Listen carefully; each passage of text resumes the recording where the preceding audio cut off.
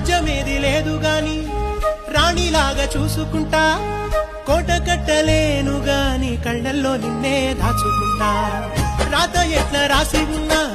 ఆ మార్చి నీతో రాసుకుంటా స్వర్గమంటూ ఉన్నదంటే అది నీతోనే ప్రతిరోజు పంచుకుంటా నిన్ను గన్న మీ నాన్న కన్నా